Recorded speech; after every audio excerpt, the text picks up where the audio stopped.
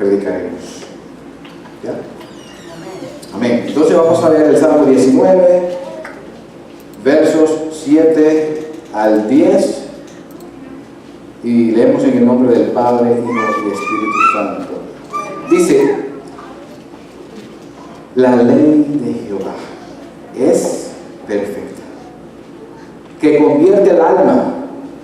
El testimonio de Jehová es fiel, que hace sabio al sencillo. Los mandamientos de Jehová son rectos, que alegran el corazón. El precepto de Jehová es puro, que alumbra los ojos. El temor de Jehová es limpio, que permanece para siempre.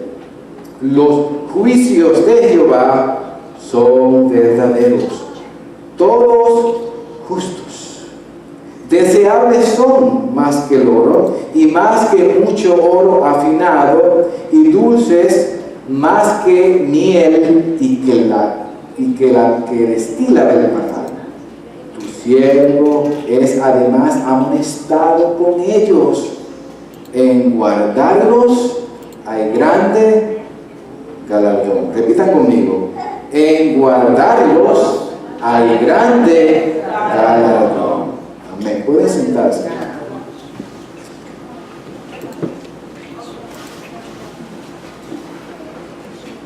Bien, hermanos, la semana pasada, el domingo pasado, debo decir, pues, abrimos con el tema de el encargo de Dios a un joven pastor, y el enfoque del sermón pues era presentar lo que el encargo que Dios le da a un ministro, a un pastor. Quise enfocarlo en este pasaje en mi persona, dado que como pastor entrante deseo que la congregación vaya entendiendo mejor la responsabilidad que recae sobre los hombros de un ministro. Y rápidamente repasando, siempre me gusta repasar, mencionamos que Dios me encarga como pastor a que predique solo la palabra, a que la predique todo el tiempo, o sea, siempre, a que la predique de forma balanceada, reprendiendo, pero a veces hay que animar, o animando, pero a veces hay que reprender. Y las razones que mencionamos fueron dos, eran para que salgan a la superficie los falsos hermanos. Es una razón por qué se debe predicar solamente la palabra. Eso revela a aquellos que son desobedientes y que no quieren ajustarse a la palabra. Y una razón quizá más importante por la cual Dios demanda de un ministro, de un pastor, que predique solamente la palabra, es porque Dios está vigilando lo que estamos haciendo, y Dios nos va a llamar a cuenta en el día del juicio final. Una aclaración que quiero hacer. Cuando hablamos en el día del juicio final para los creyentes, no es un juicio de condenación. El creyente no va a ser juzgado para ser condenado. El creyente va a ser juzgado para recompensas de galardones, que es otra cosa diferente.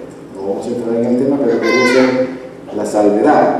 Ahora, hoy queremos seguir más o menos ese hilo de pensamiento y tocar la temática: ¿por qué debo guardar?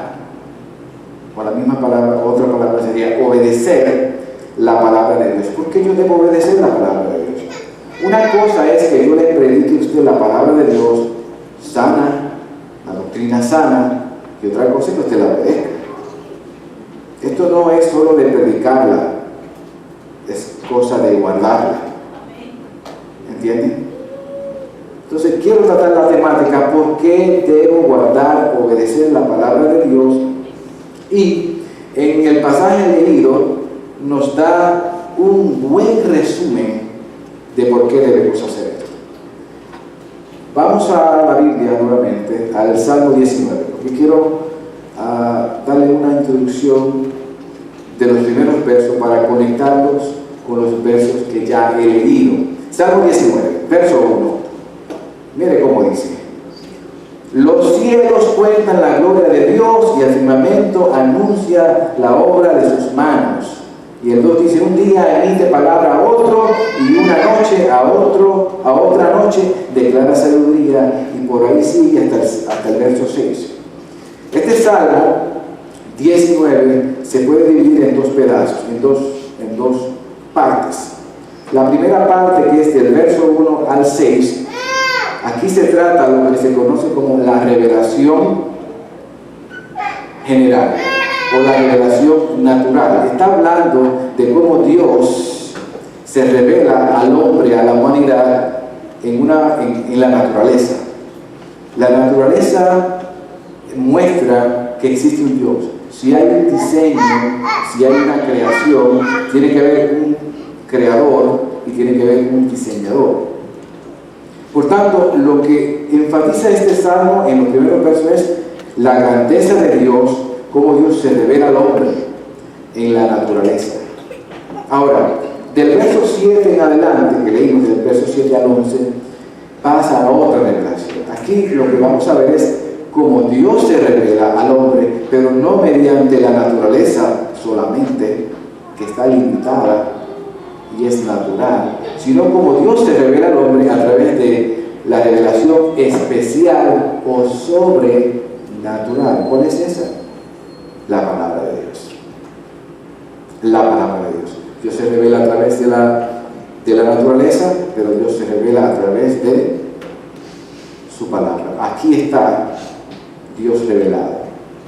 Ahora, esta revelación que vamos a ver, o estos versos de la revelación especial, del verso 7 en adelante, lo vamos a dividir en 6 pedazos.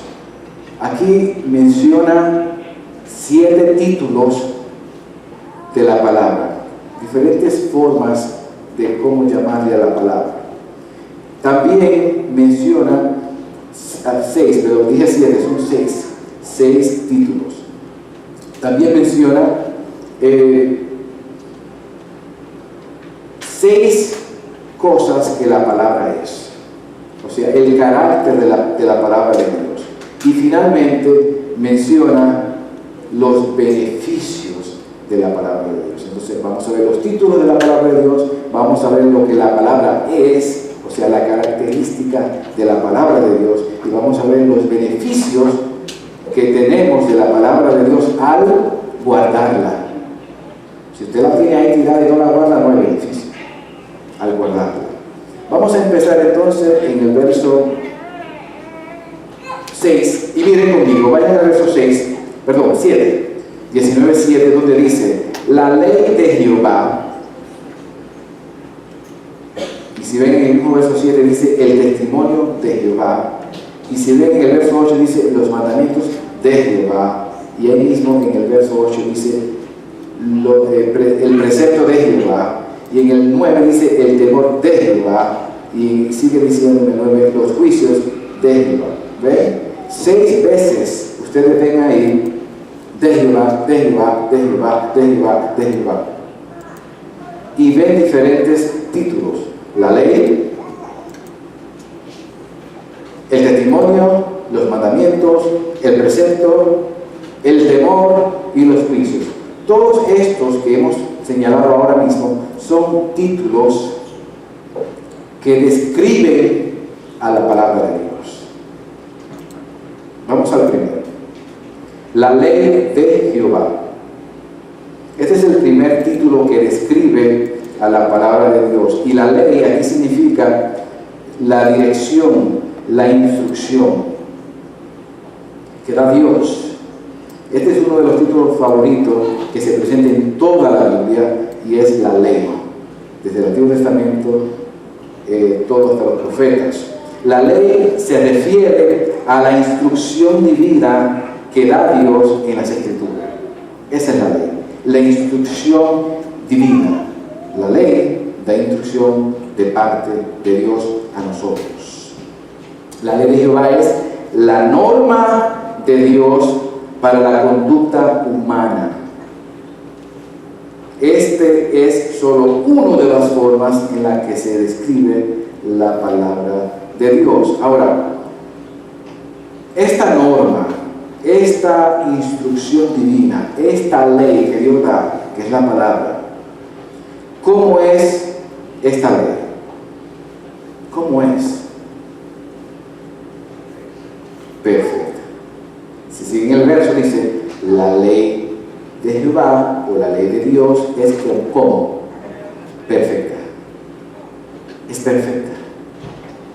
Me da gracia porque estuve escuchando a un comentarista que dice que estuvo unas 3 o 4 horas buscando el significado de esta palabra perfecta en el original, y buscó todo lo que pudo, diccionarios en hebreo, y todo lo demás, y terminó en la misma conclusión: la ley de Jehová es perfecta. Perfecta significa completa, no le hace falta nada. Entonces la palabra de Dios no tiene parte de información o le falta algo que hay que agregarle para ayudar a Dios porque a Dios se le escapó y no lo sabía todo, sino que la ley de Jehová es perfecta. Esa es una de las características de la palabra, que la palabra es perfecta. Esto significa que es sin mácula, es entera, es total, es completa. O sea, la palabra de Dios no tiene faltas ni defectos. La palabra de Dios lo abarca todo, no adolece de nada, está completa. No necesita ayuda de otras ciencias. Hay una disputa dentro del pueblo evangélico con la cuestión de la psicología, con la cuestión de las técnicas de mercadeo, con la cuestión de las revelaciones nuevas. Y la problemática es la siguiente, que muchos de esta consejería profesional, entre paréntesis, y psicológica, intenta ayudar a Dios a dar consejo. Entonces, la palabra ya está pasando de moda para ellos. La palabra es un libro viejo y tenemos problemáticas hoy que la Biblia no las trata de acuerdo a su filosofía. Pero la Biblia dice que la ley de Dios es que perfecta, es completa. A Dios no se le olvidó algo. No. Entonces, el asunto de la psicología que trata de ayudar a Dios, que eso es sabiduría humana, es tratar de poner a Dios, tomar a Dios por poco, y como que Dios, su palabra es incompleta y no es suficiente. La misma problemática tenemos con el asunto del mercadeo, que ya yo repetí esto en alguna ocasión. Muchos hermanos y pastores y ministros están tratando de utilizar los métodos de mercadeo de afuera para aplicarlos a la iglesia, para que la iglesia crezca. Entonces usan toda artimaña que se le ocurre para entonces formar una iglesia creciente, porque ellos piensan que la palabra no tiene lo suficiente información para ayudarnos a crecer. Y finalmente el asunto de las revelaciones, que es muy popular dentro de nuestro pueblo, que Dios me reveló, que Dios me dijo, que yo creo esto, que eso es un atentado a poner por debajo la palabra de Dios. Porque si la ley de Jehová es perfecta, está completa, ¿por qué tendría yo que agregarle una revelación adicional a lo que ya dice Dios que es completa? ¿Me entienden? Entonces son asuntos que han creado polémica en nuestro pueblo y por supuesto han puesto la palabra de Dios en un nivel más, o sea, por debajo de lo que es. Ahora, además de esto, ¿cuál es el beneficio que provee esta ley perfecta? Esta ley es perfecta, está completa. Entonces, ¿cuál es el beneficio que nos da la ley de Jehová? La palabra de Dios, pues el verso continúa.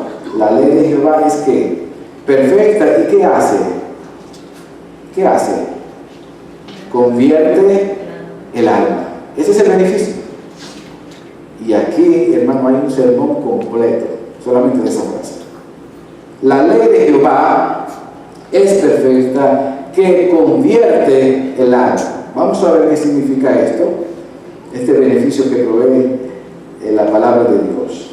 La palabra convertir se traduce otras veces, en otras versiones, como restaurar, dar nueva vida, revivir, reanimar, refrescar el alma. La palabra para alma en el original, nefesh, se traduce como vida.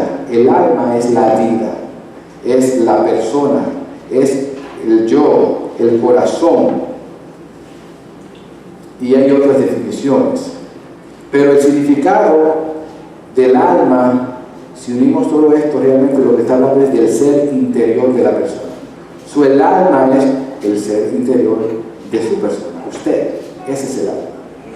Entonces, Dios mismo afirma en esta frase que su ley es perfecta, es completa, tiene el poder y la habilidad de convertir, de restaurar, de dar nueva vida, de revivir, de reanimar, de refrescar, de transformar todo el ser interior de cualquier humano. Por eso es, hermanos,